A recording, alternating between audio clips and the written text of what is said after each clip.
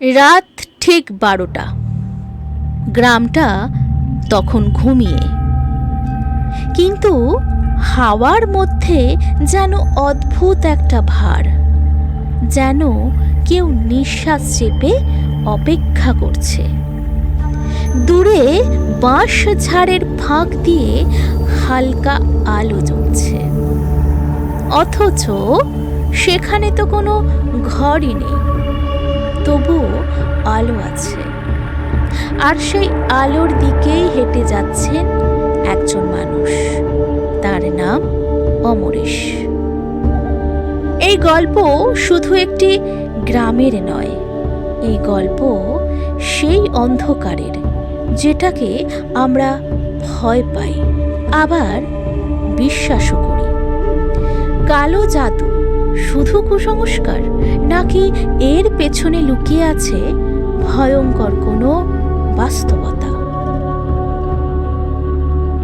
পশ্চিমবঙ্গের একটি ছোট্ট গ্রাম, চারপাশে সবুজ মাঠ, মাঝখানে পুরনো এক জমিদার বাড়ি, দীর্ঘদিন ধরে পরিত্যক্ত। গ্রামের মানুষ সূর্য ডোবার পর সেই বাড়ির দিকেও তাকায় না। তারা বলে সেখানে কিছু আছে। অমরেশ ছিলেন একজন স্কুল শিক্ষক, যুক্তিবাদী, শিক্ষিত, আর কুসংস্কারে বিশ্বাস করেন না। যখন প্রথম তিনি শুনলেন এই বাড়ির গল্প, তিনি হেসেই উড়িয়ে দিয়েছিলেন, কিন্তু ঘটনা তখনও শুরু হয়নি। একদিন রাতে গ্রামের এক বৃদ্ধা হঠাৎ অসুস্থ হয়ে পড়েন। তার শরীরে কোনো রোগের লক্ষণ নেই, কিন্তু তিনি চিৎকার করে বলেছিলেন, ওরা এসেছে, ওরা আমাকে নিয়ে যাবে। পরদিন সকালে তিনি মারা যান। গ্রামের লোকেরা বলল, এটা স্বাভাবিক মৃত্যু নয়, এটা ডাক। এই ডাক শব্দটা গ্রামের মধ্যে বহু বছর ধরে প্রচলিত। বিশ্বাস করা হয়, কেউ যদি কালো জাদুর মাধ্যমে কাউকে অভিশাপ দেয়, তাহলে তার আত্মা ধীরে ধীরে দুর্বল হয়ে পড়ে, আর শেষে মৃত্যু হয় অদ্ভুতভাবে। অমরেশ এসব কথায় বিশ্বাস করেননি, কিন্তু তিনি লক্ষ্য করলেন বৃদ্ধার মৃত্যুর পর গ্রামে এক অদ্ভুত আতঙ্ক ছড়িয়ে পড়েছে।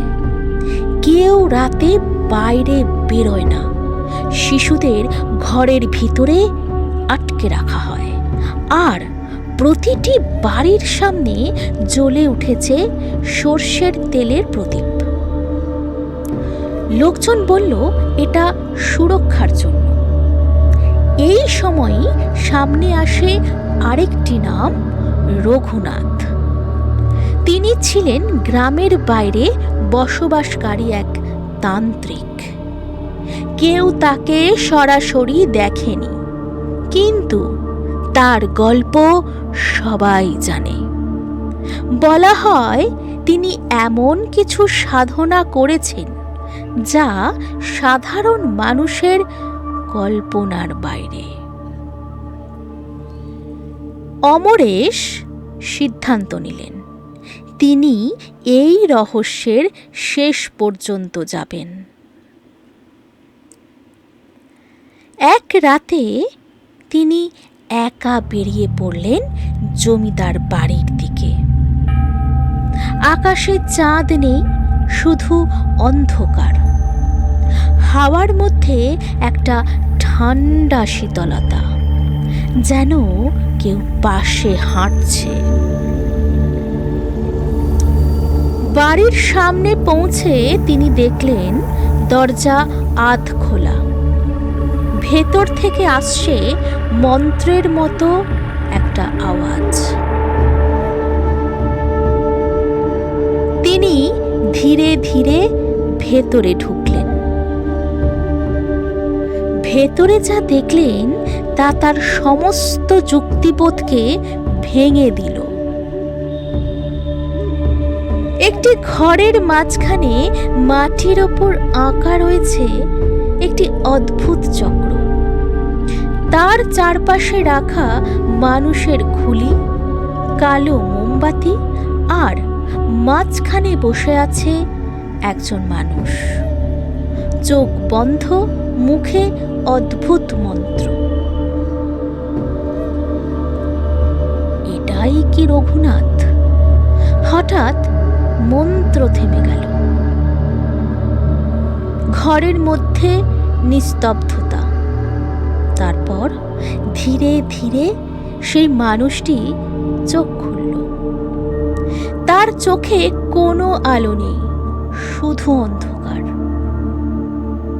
তুমি এসেছ, সে বলল।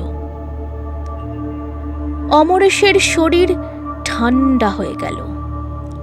তিনি কিছু বলার আগেই দরজাটা নিজে থেকেই বন্ধ হয়ে গেল।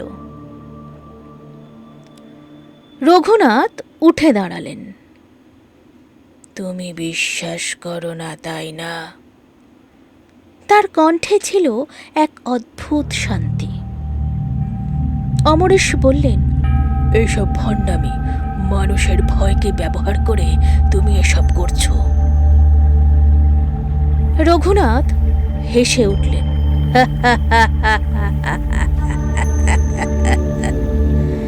ভয়, সেটাই সবচেয়ে শক্তিশালী শক্তি। তারপর তিনি মাটির চক্রের দিকে ইঙ্গিত করলেন। এটা শুধু চিত্র নয়, এটা এক দরজা। এই দরজার ওপারে যা আছে তা তুমি কল্পনাও করতে পারবে না। ঠিক সেই মুহূর্তে মোমবাতিগুলো একসাথে নিভে গেল।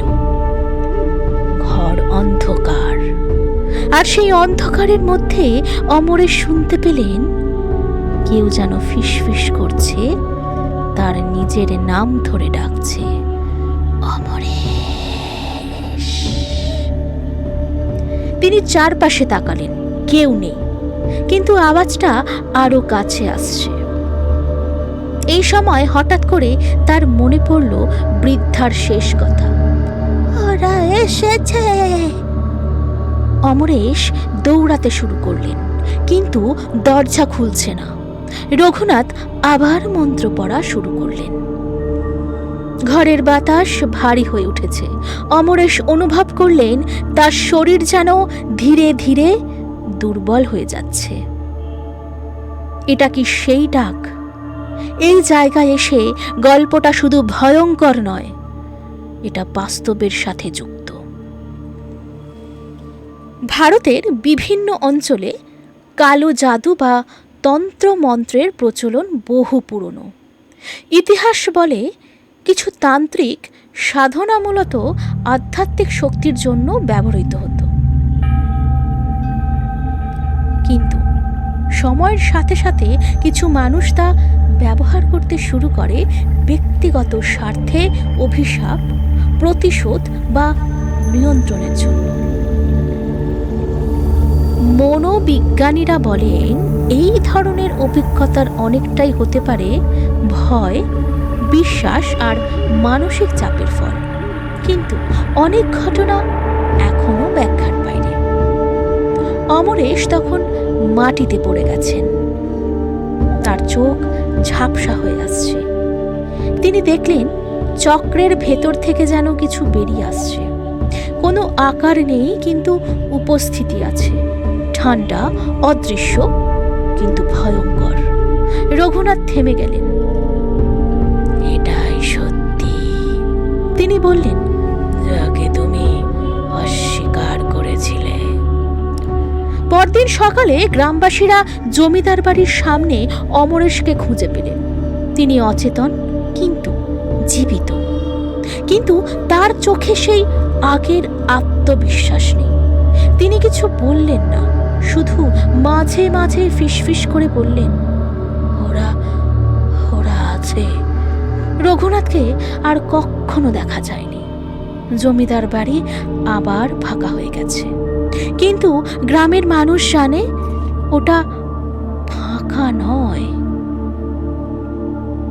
রাতে এখনো মাঝে মাঝে সেখানে আলো জ্বলে, আর বাতাসে ভেসে আসে সেই মন্ত্রের শব্দ।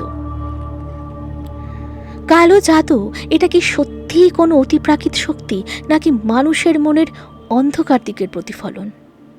হয়তো উত্তরটা আমরা কখনোই পুরোপুরি জানব না, কিন্তু একটা কথা নিশ্চিত, অন্ধকারকে অস্বীকার করা যায়, কিন্তু সে কখনোই পুরোপুরি চলে যায় না।